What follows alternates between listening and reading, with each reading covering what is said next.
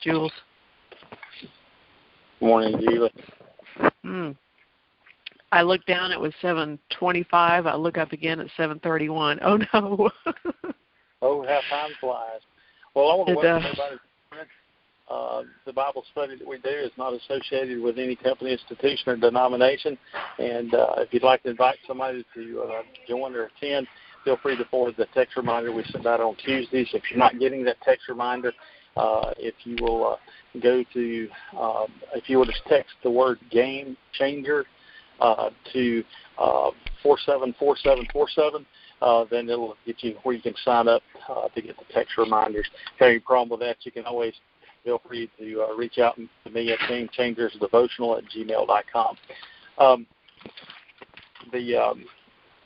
This morning, I'm going to talk a little bit about one of my favorite stories in the Old Testament, and that's the story of Joseph.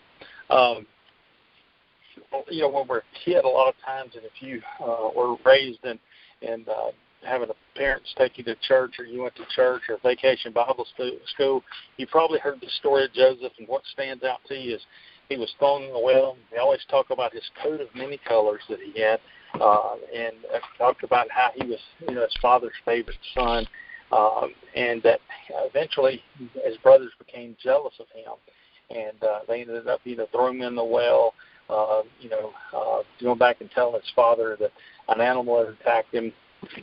And when they had actually set all this up and sold it into slavery to some Ishmaelites who were traveling through, and those Ishmaelites took him back to Egypt, and he was sold to Potiphar as a slave. And if you remember, Potiphar was the captain of Pharaoh's guard. Through the story, there's a lot that we can learn from Joseph. If you look, on the story toward the end, even when he was sold into slavery, you could still see God working in his life. When he had to go to prison, you could still see God working in his life. And he ended up that Pharaoh recognized him, as what we would call the chief administrator of Egypt. So even in difficult times, you could see God working through him. But the first thing that I noticed about Joseph was, from a young age, he understood what his divine purpose was. Each of us are created with a divine purpose, and hopefully, you know what your divine purpose is. You may not. You may be still feeling, what your purpose is that God has for you. But God has a purpose for you. And a lot of times you'll have a longing, knowing there's more out there. And when you start praying about it, God, will start revealing that to you. And eventually, when you get where you're walking in God's will and His purpose for your life, it is a very pleasant place to be. I encourage you, not to settle for anything less than trying to find out what God's purpose is in your life. And if you go to Ephesians 5:17, it says this: "Wherefore be ye not unwise, but understanding what the will of the Lord is." So biblically, we know that it's important for us to understand what the Lord's will is in our life. When you find that God-given purpose or what God's will is for you, it's going to inspire you and motivate you. But I have to warn you about this: is just like Joseph, here's his opposition was his family, his brothers, and he even told his father about a dream he had, and his father rebuked him. So people closest to you will be your fiercest opposition. And I can remember when I was 23 and a half, maybe 24. My wife and I were members of a smaller church, and I was the music minister there, unpaid. My wife and I were youth directors, unpaid, and but I knew that the job that I had offered, no benefits, and I knew that God, would allow me to provide for my family. So we started praying, and I ended up getting an interview for a job where I would have to move south about 2 hours. And I was so surprised when some of the deacons in the church and some of the older elders in the church came to me and says, we're praying that God doesn't give you that job. And it just absolutely, as a young man, crushed me that they would be praying that if I was seeking God's will, this was God's will that it wouldn't happen.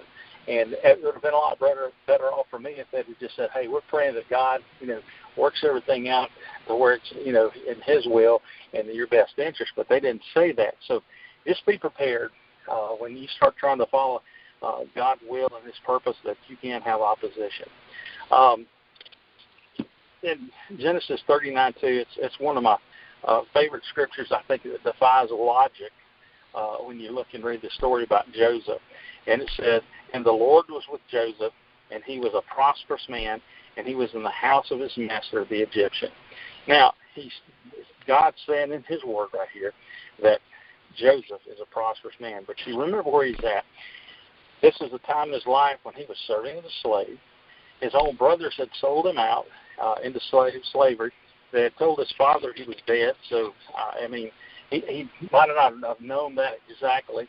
But you think about, having to, that was something that just, to me just blows my mind that he was in that position. He was no longer wealthy, well-dressed. He wasn't the favorite son anymore.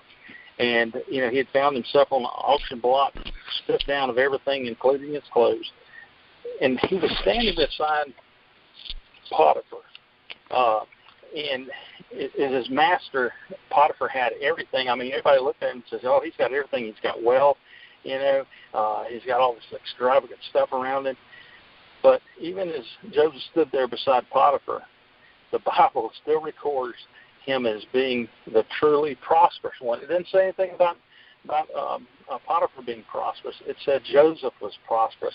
I think that's so awesome when you look at that he's a slave, but yet he's the prosperous one. And, and a lot of times, we've got to realize that sometimes we're a lot more prosperous than we think. And we may not, on the outside look like everybody. We've got everything that the world says that makes us prosperous, but we are. The next thing I noticed was Joseph faced temptation head on. If you go to Genesis 39:6, it says, so Potiphar left everything he had in Joseph's care. With Joseph in charge, he did not concern himself with anything except the food he ate.